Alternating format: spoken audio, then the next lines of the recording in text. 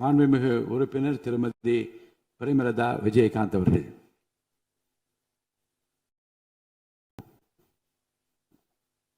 சட்டப்பேரவை தலைவர் அவர்களே, முதலமைச்சர் அவர்களே, எதிர்கட்சி தலைவர் அவர்களே, இந்த அவையிலே வீற்றிருக்கும் அனைத்து சட்டமன்ற உறுப்பினர்களுக்கும் முதல் கண் வணக்கத்தை தெரிவித்துக் கொள்கிறேன்.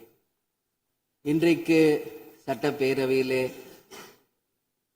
பேசப்பட்ட இந்த தீர்மானம் ஒட்டுமொத்த தமிழக மக்களின் வாழ்வாதாரத்தைக்கும் மிக முக்கியமான ஒரு தீர்மானம். எனவே இதை யாரும் மறுக்கப் போவதும் இல்லை, ஏற்காமல் விடப் போவதும் இல்லை. தமிழ்நாட்டிற்காகவும் தமிழக மக்களின் அத்தனை உரிமைக்காகவும் ஒட்டுமொத்த தமிழகமும் ஒன்றாக தான் இருக்க போகிறோம், அதற்காக போராட போகிறோம். ஆனால் நாம் சற்று இதை பற்றி யோசித்தால், சுதந்திரம் வாங்கின காலத்திலிருந்து இன்றைக்கு வரைக்கும் காவேரி பிரச்சனையும் முல்லை பெரியாறு பிரச்சனையும் தமிழக மீனவர்கள் பிரச்சனையும் தொடர்ந்து பேசிக்கொண்டுதான் இருக்கிறோமே ஒழிய எதற்கும் இதுவரைக்கும் நிரந்தரமாக தீர்வு ஏற்பட்டதாக ஒரு வரலாறு இல்லை என்பதை நிச்சயமாக இந்த நேரத்தில் நான் பதிய வைக்க விரும்புகிறேன். இதற்கு எந்த குறிப்புகளோ படிக்க வேண்டிய அவசியம் இல்லை. இது உணர்வு, நம் மனதிலே ஆழமாக இருக்கும் நம் உணர்வை பதிய வைக்க வேண்டிய இடம் இந்த சட்டமன்றம். இந்த சட்டமன்றமே தமிழக மக்களுக்கானது. தமிழக மக்களின் வரி பணத்தில் நடத்தப்படுவதுதான் இந்த சட்டமன்ற இந்த கூட்டங்கள் எல்லாம். அப்படி இருக்கையில் தமிழக மக்களின் உரிமையை நாம் ஒவ்வொரு முறையும் நம்மை சுற்றி இருக்கின்ற மாநிலங்களிடம் போய் கேரளா, கர்நாடகா, ஆந்திரா, இன்னொரு பக்கம் மீனவர்களுக்காக ஸ்ரீலங்கா என்று தொடர்ந்து கேட்டுக்கொண்டுதான் இருக்கிறேமே ஒழிய தன்னிறைவு பெற்ற ஒரு மாநிலமாக தமிழ்நாடு என்றைக்கு வரப்போகிறது என்பதை தான் நான் இந்த நேரத்தில் சிந்திக்கிறேன்.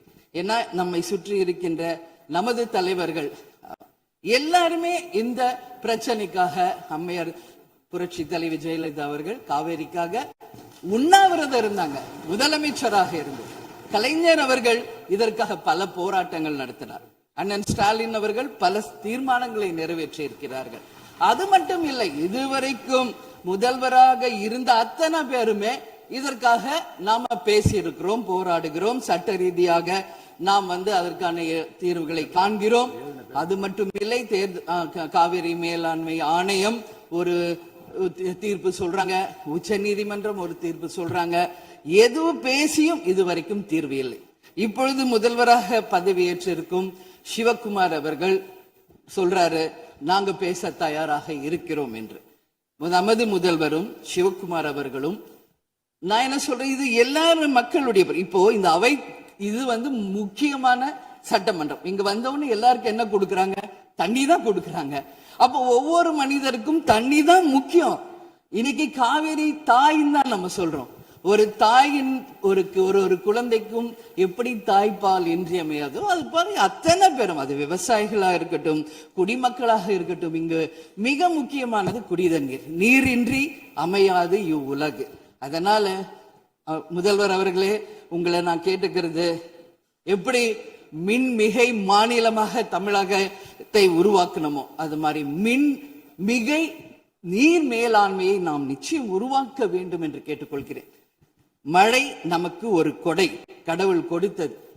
அதற்கு இனி வர இருக்கும் மழை காலத்திற்கு முன் அதற்கான தீர்வுகளை நாம் ஏற்படுத்தி எங்கெல்லாம் தமிழ்நாட்டின் நதிகளை இணைக்க வேண்டும். சும்மா நம்ம போய் பக்கத்து ஸ்டேட்டுக்கிட்டே தண்ணி கொடுங்க, டேம் கட்டாதீங்க கேட்டுக்கிட்டே தான் இருக்கோம், எதுவுமே நடக்கல. அதனால சொல்றேன், தன்னிறைவு மிக்க மாநிலமாக நம் தமிழ்நாடு உருவாக வேண்டும் என்று மாண்புமிகு முதல்வர் அவர்களை நான் கேட்டுக்கிறேன். தமிழ்நாட்டில் இருக்கிற நதிகளை நாம் இணைப்போம், எல்லா இடத்துலையும் தூர்வாருவோம். வரப்போகும் மழைக்காலத்திற்குள்ள அந்த நீரை எப்படி சேமிக்க வேண்டும் என்பதை நாம முடிவு செய்யணும். வீணாக கடல்ல போய் நீர் கலக்கிறத தடுத்தாலே தமிழ்நாடு மின்மிகை நீர் மேலாண்மை நிச்சயம் வரும் என்பதை தெரிவிச்சுக்கிறேன். இதுல யாருக்கும் எந்த மாற்று கருத்தும் இருக்காது. தமிழ்நாடின் உரிமை என்றைக்கும் நாம் விட்டுத்தர முடியாது. முன்னொரு காலம் புரட்சி கலைஞர் கேப்டன் எதிர்கட்சி தலைவராக இருந்தபோது தமிழகத்தின் பிரச்சனைக்காக அனைத்து கட்சியும் ஒன்று திரட்டி டெல்லிக்கு சென்று பிரதமரை சந்தித்து தமிழக மக்கள் சார்பாக கோரிக்கை வைத்தார். அதுபோல் தேவைப்பட்டால் அனைத்து கட்சியையும் நீங்கள் ஒன்றாக அழைத்து சென்று தமிழக மக்களின் உரிமையை நிலையாக உறுதியாக நீங்கள் நிலைநாட்ட வேண்டும் என்பதை நான் கேட்டுக்கொள்கிறேன். எனவே தேசிய முற்போக்கு திராவிட கழகம் என்றைக்கும் தமிழ்நாட்டின் உரிமைக்காகவும் தமிழக மக்களின் உரிமைக்காகவும் உறுதியாக மேகதாதுவில் அணை கட்டக்கூடாது என்பதிலும் எந்த மாற்று கருத்தும் இல்லை.